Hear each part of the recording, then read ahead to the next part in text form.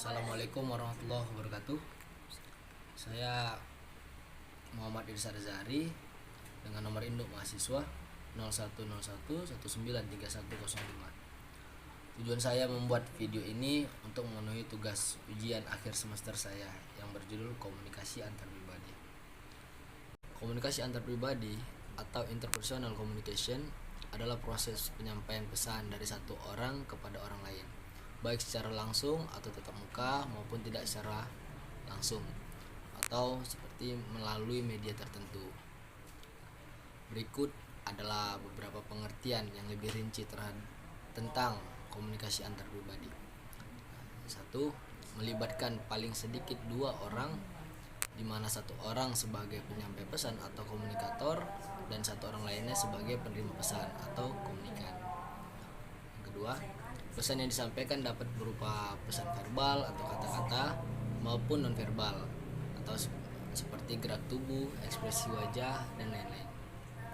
Yang ketiga, terjadi kontak pribadi atau interaksi antara penyampai pesan dan si penerima pesan.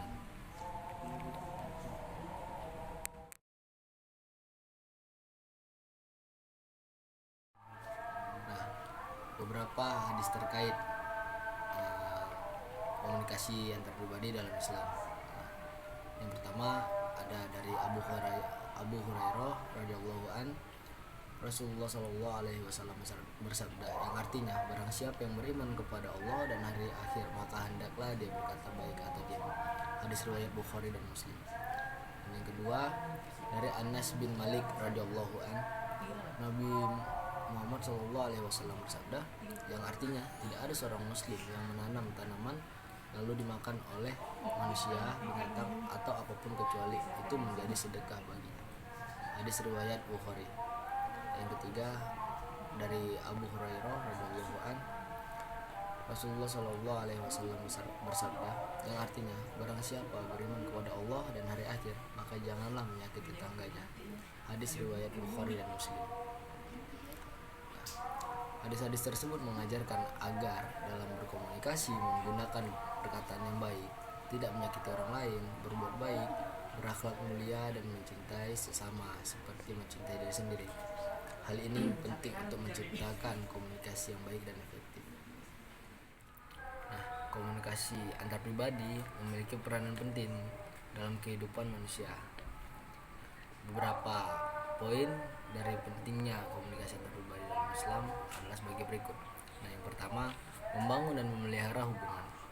Komunikasi antar pribadi memungkinkan kita untuk menjalin dan memelihara hubungan dengan orang lain, baik dalam lingkup keluarga, pertemanan, maupun profesional. Melalui komunikasi, kita dapat berbagi perasaan, pikiran, dan pengalaman dengan orang lain. Yang kedua, memahami diri sendiri dan orang lain. Dengan berkomunikasi secara terbuka dan jujur, kita dapat memahami diri sendiri dan orang lain dengan lebih baik.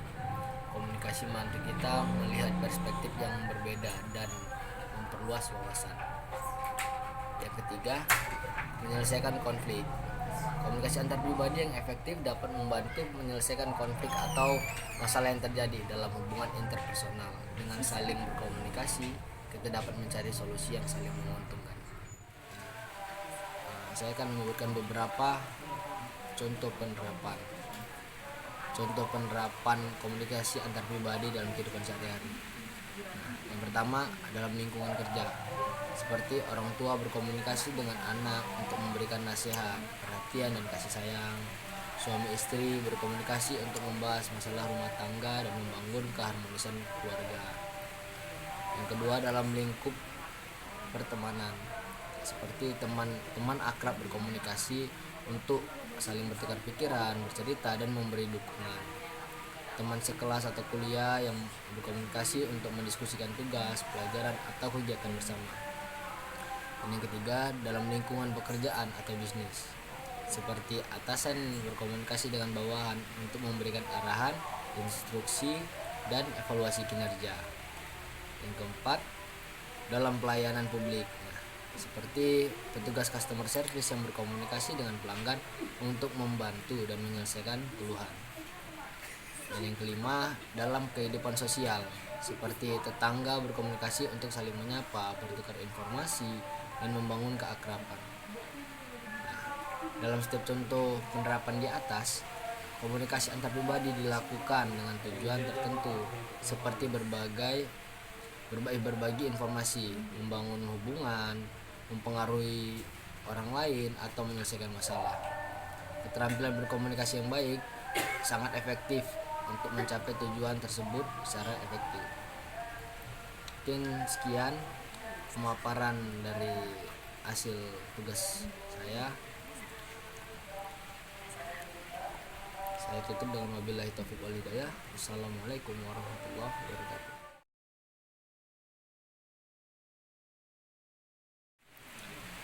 Oleh karena pentingnya komunikasi antar pribadi dalam berbagai aspek kehidupan, diperlukan keterampilan dan kemampuan untuk berkomunikasi secara efektif, baik verbal maupun non-verbal.